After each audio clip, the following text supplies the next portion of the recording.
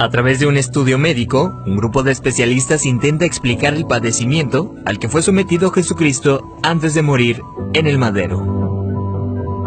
Castigo deshonroso que asignaban los romanos a los peores criminales y que Jesús aceptó como expiación para todos nosotros. Con 33 años de edad, Jesús sufrió el castigo más cruel y abominable, ocasionándole una muerte lenta y extremadamente dolorosa, padeciendo al menos unas 18 horas.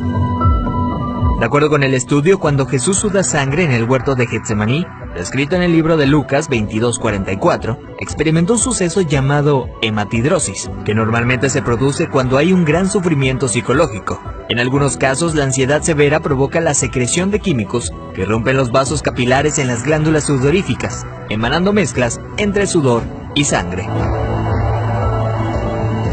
La madrugada en la que Jesús fue arrestado, ya debilitado por lo que le habría sucedido en el huerto, fue llevado ante Sanedrín y Caifás, el sumo sacerdote. Fue golpeado por los soldados, quienes le pusieron una venda en los ojos para burlarse de él, le escupían y le abofeteaban. Para este entonces, a raíz de los golpes, ya su rostro empezaba a hacerse irreconocible debido a la hinchazón.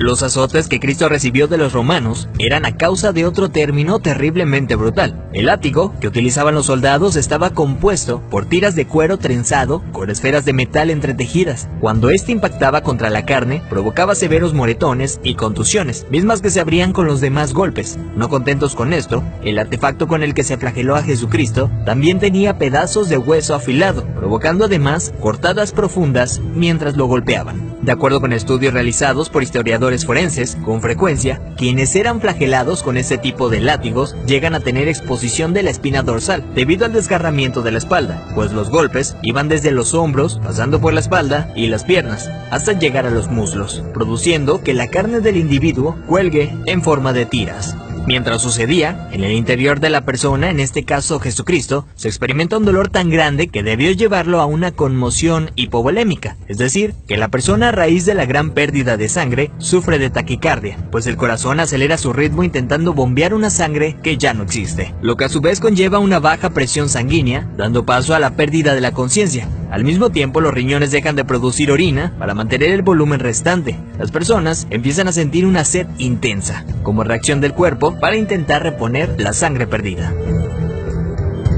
Para este entonces Jesús estaba tan débil que caminar debió ser extremadamente difícil. Aún así tuvo que cargar el pesado madero de aproximadamente 75 kilogramos hacia el lugar de su ejecución.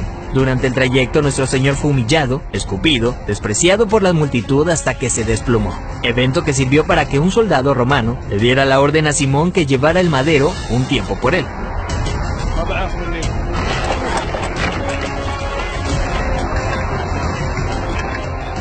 Luego de ello, Jesús dice tener sed, y le dan un trago de vinagre.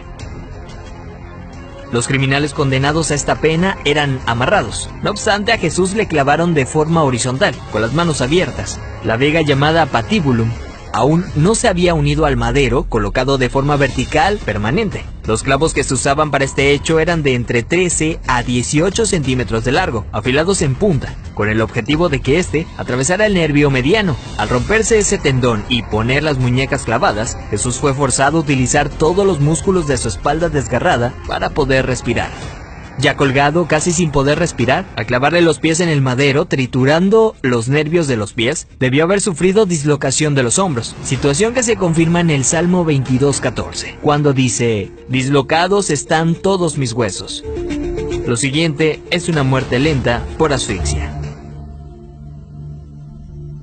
Conforme se iba disminuyendo la frecuencia respiratoria de Jesús, entra en lo que se llama acidosis respiratoria. Dicho en otras palabras, es cuando el dióxido de carbono de la sangre se disuelve con el ácido carbónico, lo cual produce un aumento notable en la acidez de la sangre, lo que lleva a que el pulso sea irregular. De hecho, al sentir su corazón latir de forma errática, hubiera sido un indicador claro para Jesucristo que estaba a punto de morir. Y es entonces cuando probablemente pudo haber pronunciado aquella frase: «Padre, en tus manos encomiendo mi espíritu», para después morir de un paro cardíaco.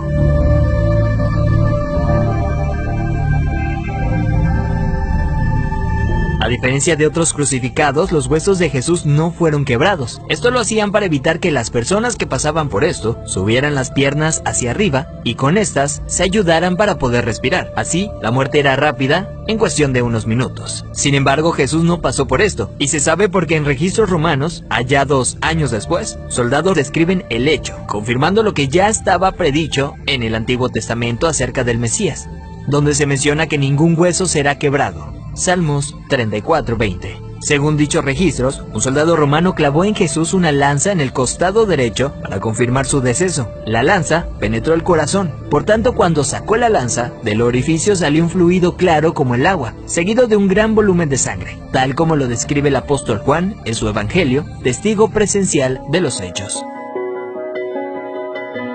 De acuerdo con la medicina, está más que evidenciado el sufrimiento que Jesús fue sometido siendo inocente. Esto es lo que sufrió el Hijo del Hombre para que tú y yo tengamos acceso al Padre y seamos perdonados.